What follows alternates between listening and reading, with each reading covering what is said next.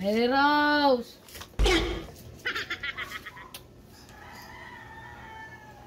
Naglinis ka na ba dyan sa kwarto? Mary Rose! Itong batang to, bingi yata talaga itong batang to. Papatingnan ko nga yung tenga nito. Mary Rose! Ito talaga itong batang to. Kailangan 10 beses pa dapat talaga tawagin. Bingi?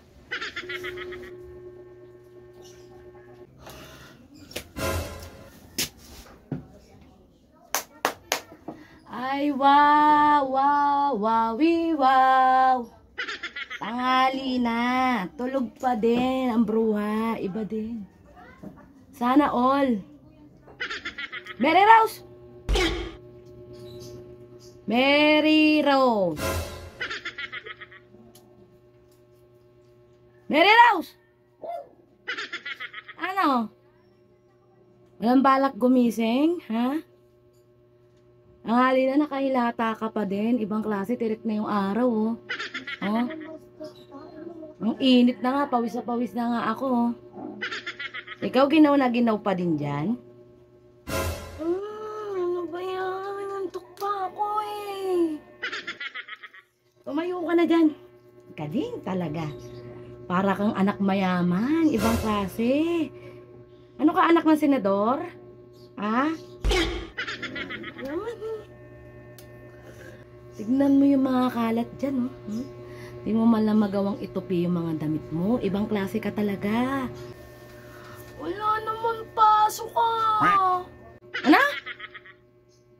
Kahit may pasok o wala, gumising ka ng maaga. Matuto kang gumising ng maaga, Mary Rose. Antindi mo rin kasi magpuyat, eh, no? Puyat ka ng puyat. Kaya diyan, tignan mo nangyayari sa mukha mo. Tinitigyawat ka na, ang lalaki, ang itim pa, yung mga blackheads mo, kalat. Bisa ba dyan? Kailangan pagbalik ko, nakaligpit ka na dyan, ha? Babae ka, hinigil ako sa'yo. Ibang klase ka. Bilisan mo dyan, ha? Si mama, palagi na lang akong inuutusan. Natutulog yung tao, eh.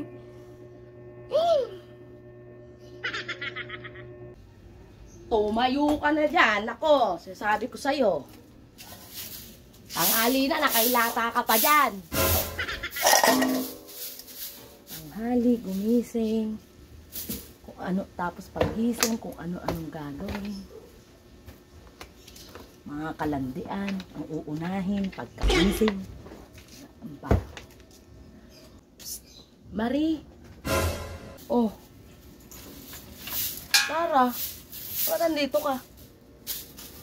Nag-chat nga sa akin kasi si Tess. Ang sabi niya, mangungutang ka daw sa akin. Ay, iba din talaga to si Tess, no? Matindi. Talagang chinat ka pa talaga? Ha? Ganun nga kasi ako, diba? Ugali ko yun. Mag-ikot-ikot, tapos maghahanap ng pauutangin, mga gipit, mga walang pera, yan, diba? Ganun ako, diba? Gali ko yon. Kaya sakto naman, napadaan ako dito, nag-chat si Tess. Mangungutang ka nga daw. Syempre, libo-libo na nga ang pera ko, wala na akong paglagyan. O, diba? Kaya, ayan, naghahanap ako ng mga pahihiramin ng pera. Tulad mo, diba? Ng pera, kaya ka mangungutang. Pumasok ka nga muna sa loob. At baka tangayin ka ng masamang hangin dyan. At hangin, oh. Oh, sobrang hangin. Teka na. Ay, naku, Marie, wag na. Ako ba naman, allergic ako sa aso. Diba? Ay, allergic ka pala sa aso? Ba't parang kamukha mo yung mga aso? Ayoko baka magalisin ako. Sayang naman. Yeah? Ganda pa naman ang kutis. Magkano na lang nga kasi ang uutangin mo? 5K lang ang uutangin ko.